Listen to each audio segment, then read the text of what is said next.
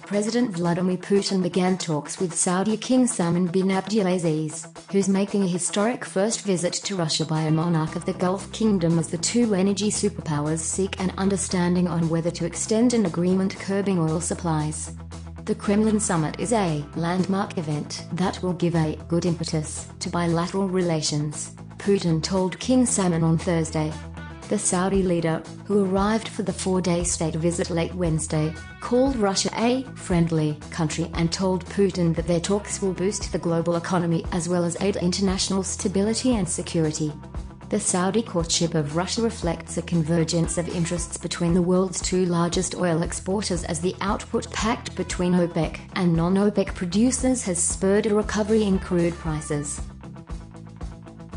King Salman's journey to Moscow, ahead of planned talks with President Donald Trump in Washington early next year, is also a recognition by Riyadh of the changing political balance in the Middle East after Putin successfully countered indecisive US efforts to topple Syrian leader Bashar al-Assad. Is there really anything in the world that's absolutely permanent? Putin told an energy forum in Moscow on Wednesday, in response to a question about whether Saudi Arabia will always align with the US on geopolitical issues. It seems to me, on the contrary, that everything's changing. Putin said Wednesday that Russia may agree to extend the oil supply agreement with OPEC to the end of 2018, though he'll wait to make a decision until near the expiry of the existing pact in March. The arrangement that took effect in January benefits oil consumers as well as producers, because it guarantees a stable market, he said. Saudi Arabia will secure Russian backing to extend the oil pact, but the Kremlin will insist that the deal include some form of tapering, Eurasia Group analysts including Aham Kamal, Middle East and North Africa practice head, said in an emailed note. The visit will lay the foundation for strategic cooperation that transcends energy issues, though the Saudis have no intention of abandoning their deep partnership with the US.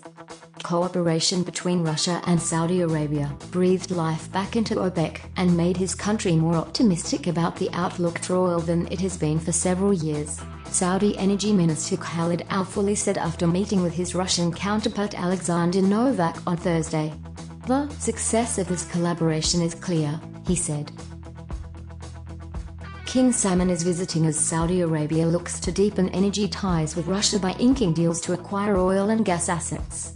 Deals may involve Saudi participation in an Arctic LNG project led by Novak PJSC, investment into Eurasia Drilling, Russia's largest oil drilling contractor, and a petrochemicals venture involving Spurred Holding.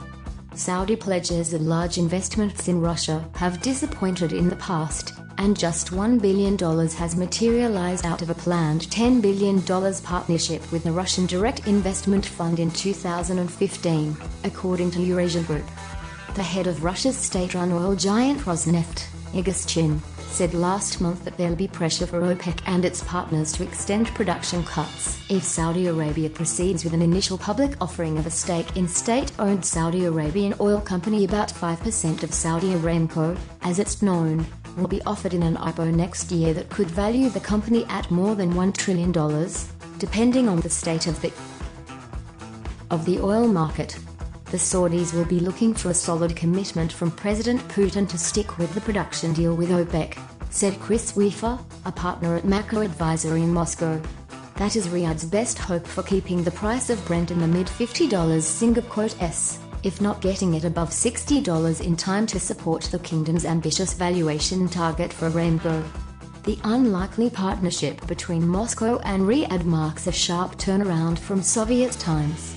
Saudi Arabia cut off relations with the atheist communist state in 1938, only restoring them after the Soviet collapse. Together with the CIA, the Saudis also armed Mujahideen fighters who ended the Soviet Red Army's 10-year occupation of Afghanistan. Still, tensions remain over Syria, where Saudi Arabia is pressing Russia to rein in Iran, which the kingdom regards as its chief rival in the region, following the defeat of rebels backed by Riyadh in the war against Assad. King Salman won't demand the impossible at his meeting with Putin, said Irina Saponina, a Middle East expert at the Russian Institute of Strategic Studies, which advises the Kremlin. Saudi Arabia is aiming for real cooperation with Russia and understands that you can't split Russia from Iran, she said. To get faster updates and the latest news from the oil and gas industry, please subscribe to the YouTube new video channel and connect with us on Facebook, Twitter or LinkedIn.